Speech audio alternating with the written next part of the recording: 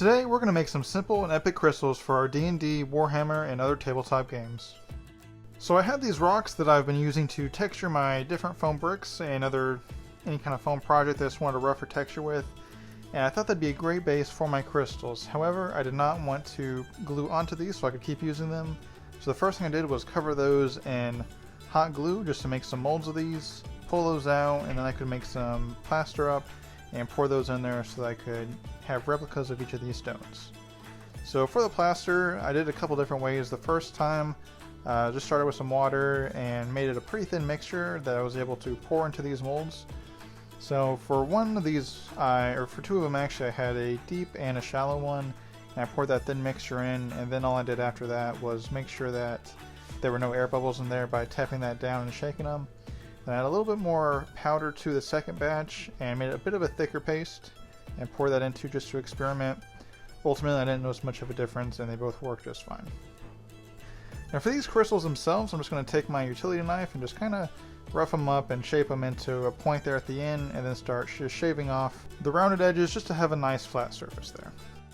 And of course, be extremely careful when you're using a utility knife this close to your hands and fingers. Don't want to get any cuts. But once you do that, you have a pretty nice shape of a crystal. For a larger one, I did an experiment with just the high temperature glue sticks and just shape those down the same way. I didn't end up liking how they looked on the stone, but they do make pretty nice looking crystals if you just want to have some larger ones, maybe just pass out or have some kind of special ability or something that goes along with these crystals to fit into your story. However, they were not very great for the size and scale of the stones I was using. But they still came out pretty nice and could definitely be used in other projects. Now once this plaster had dried, it was actually pretty quick and you're able to take these out in probably anywhere from 30 to 45 minutes. But just make sure that whenever you are pulling these out of the molds, if you do try this method, that you go around the edge, just loosen them up real good before you start trying to pull on them. And then after you do get those out, just clean up any kind of mold lines that might have been left over from the hot glue. As well as just make sure that that base is nice and level across the bottom there so that it doesn't rock and wobble on your table. Now once those were all cut out, I decided to just kind of test fit them, and that's when I discovered that I did not like the full size pieces and that these mini glue sticks worked as a good size. Now after they were primed, I just took some acrylic yellow and red and began blotting that all over the edges just to break up some of that color and not have just a gray tone across the entire thing. So start with the red and then go towards the yellow just to have a bit more contrast too on that underneath all those layers of gray dry brushing. And then from there, I'll just take a small brush, slightly damp, and then start over brushing on top of all these stones. Making sure that you still have a bit of yellow and red popping through, but not enough that you're actually covering up all of the details there.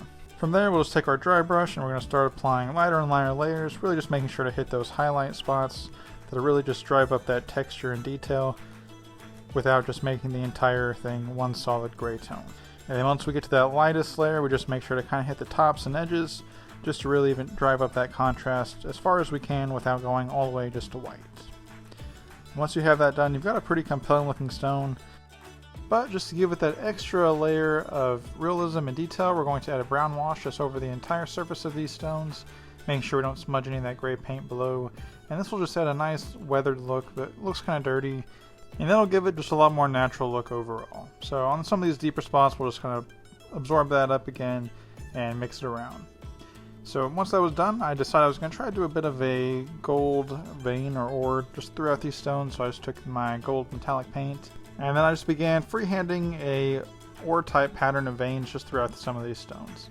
On a lot of them, I'll just put it in some of the deeper recesses and let the paint just kind of follow the cracks and crevices of these, just to make it look like it's a bit more inset and ingrained into the stone.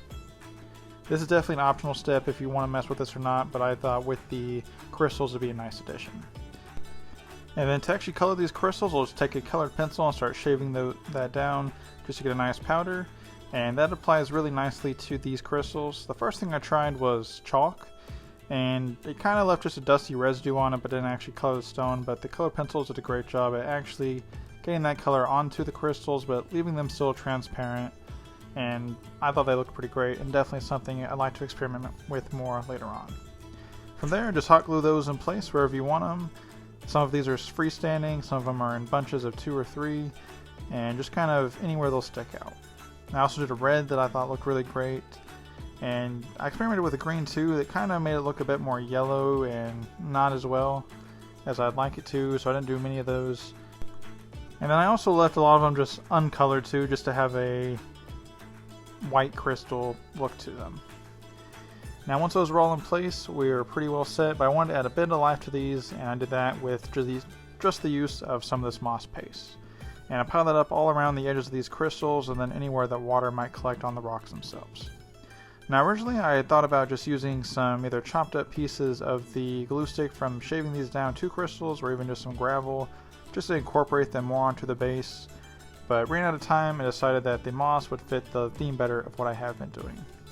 Now once it had dried, this project was all done. I thought these came out pretty great, and they're a pretty quick project too, but I think these will make a great addition to my tabletop wargaming, and I hope they make a great addition to yours as well. That is all the time I have for today, so until next time, thanks for watching, and I will see you on the next one.